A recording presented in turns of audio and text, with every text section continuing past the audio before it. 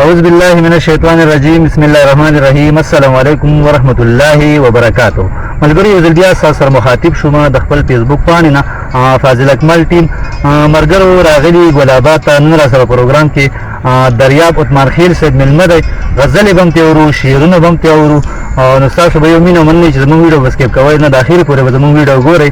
نو دریاب عثمان خیل صاحب پروګرام کې درته هرکلی وایم. ډېره مننه، مهرباني.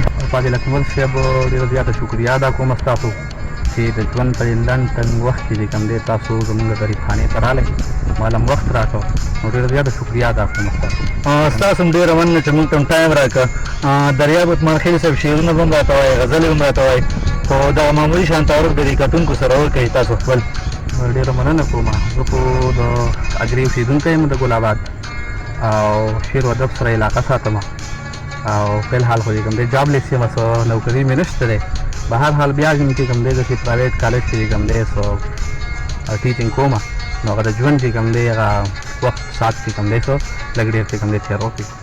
ژوند هم څنګه روان دی؟ په خپل ژوند کې خوشحاله یې، خفه یې؟ یاره ژوند خو چې کوم دی ښه برابر دی، شکر دی، او بس خوشحالي چې کوم دی هغه منو صاحب وایي چې یاره خوشحالي ځان له په خپله ورکوه که نه. نو دا ده چې لکه مطلب سړی چې څومره په خپله ښه شي دومره چې کوم دی هغه ته خوشحالي میلاوېږي. نو که زه ښه یم انشاءالله ژوند به ښه تېرېږي، او که زه چې کوم دی ښه نه شو نو لکه ژوند چې کوم دی بیا ښه نه وي. تاسو د پښتني خاورې دپاره ډېر دغه کوئ د پښتو په دغه کې، نو ستاسو د خوښې شاعر څوک ده؟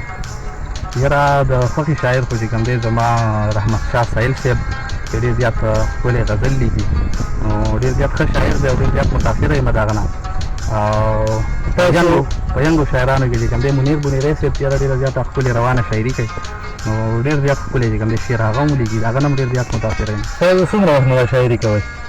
شاعري خو زه تقریبا د 10م کلاس نه کوم او تر اوس چې کوم دی زما ډېر زیات وخت کېږي، ځکه 2007 کې خو ما میټرک کړی دی که نه، هغه وخت نه چې کوم دی حساب لګوئ تر څو تر دې وخته پورې چې کوم دی زه شاعري کوم، نو دغه څو کلونه جوړېږي.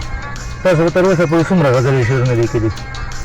یاره د غزلو او د شعرونو حساب خو چې کوم دی زما سره نشته، به هر حال یو ډایري را سره ده او هغه چې کوم دی ډېره زیاته غټه ډایري ده، انشاءالله هغه چې کوم دی ډکه ده، کتاب به چې کوم دی زما برابر وي، خو دا ده چې څه ماته ګوډه تقلتینې وغیره دغه څیزونه به پکې انشاءالله هغه به چې ایستل وي. کتونکو ته به را سره خیره څه شریکوئ؟ نو کتونکو ته خو به چې کوم دی تاسو چې څه غواړئ هغه به شریک کوم، چې تاسو څه مقصدي سره راغلي یې. د غزل نه مخکې به چې کوم دی یو 3 شعره ووایم چې بې خونده زندگی ده، بې ارمانه زندگی ده، بې خونده زندگی ده، بې ارمانه زندگی ده، نصیب راله راکړې بلا ورانه زندگی ده. او په یوه جوړه جامو کې او سوري سوري صادر کې، په یو جوړه جامو کې او سوري سوري صادر کې، په دومره وسایلو کې خو ګرانه زندگی ده. او که چا درنه زما د زندګۍ پوښتنه وکړه، که چا درنه زما د زندګۍ پوښتنه وکړه، بس دومره ورته وایه چې روانه زندګي ده. ډېر ښه.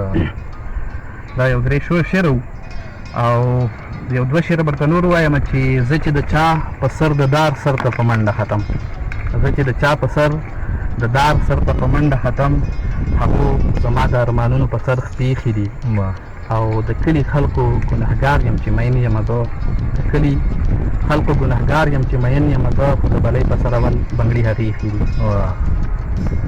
د دې نه علاوه چې کوم دی یو څو ټپه دي به سره شریکې کړم. ترنم کې وکړئ؟ نه ترنم کې خو به تفصیل راشم، یا داسې به درته ووایم خیر دی. ترنم که دی چې کوم دی چې ښه اواز والم بیا من هغه باندې وکړئ. ټپه ده چې قدم خیل دی که مومن دی، په ماره خوږ لکه د قند دی، پښتون په هر ځای کې ځلند دی، علم رڼا ده امن ژوند دی، د باچا خان د نظریې قایله یمه، او ستا د پانګزیبو شور دې نه مري، وخت دې مسکی شي نور دې نه مري، او زما د سترګو تور دې نه مري، بېلتون دې مړ شي رور دې نه مري، تربوران خلکو له لاسونه ماتوینه. ډېر ښه.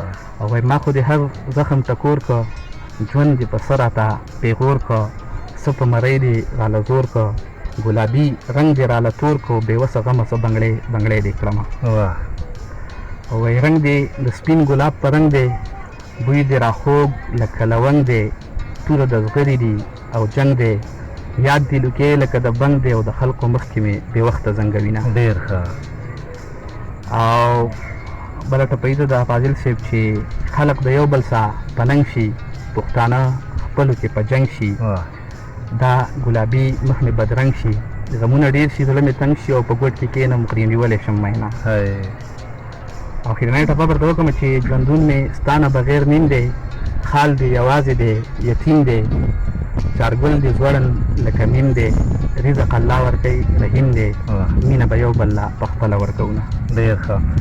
نو ستاسو ډېره مینه مننه چې موږ ته دومره ټایم راکړو او ډېر ښکلې غزل او شعرونه راته شریک کړه. خو دغه مسافرونه هم ستاسو دا پروګرام ګوري نو دوی ته هم راسره یو غزل یا شعرونه ډالۍ کړي چې دوی د پروګرام نه خوندونه وایي. صحیح شو، ډېره مهرباني.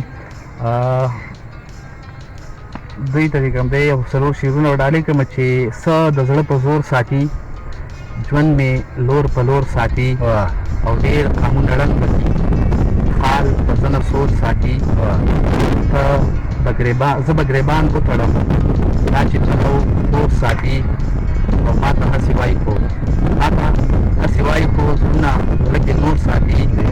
اخرنی شعر دی چې غم د اشنا ډېر ښه دی، غم د اشنا ډېر ښه دی، ما سره ښکلی کور ساتي.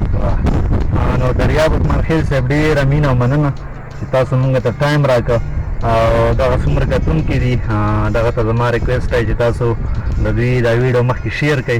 مننه به وي ستاسو او انشاءالله ستاسو به موږ ټایم په ټایم راځو. ماله او زما مېلمه له دریاب عثمان خیل صاحب له اجازت راکوئ. چېرته مې ښه د باد اوسئ، د ځان ډېر زیات خیال ساتئ، د مور او پلار د ځان نه ډېر زیات خیال ساتئ. السلام علیکم ورحمة الله وبرکاتو.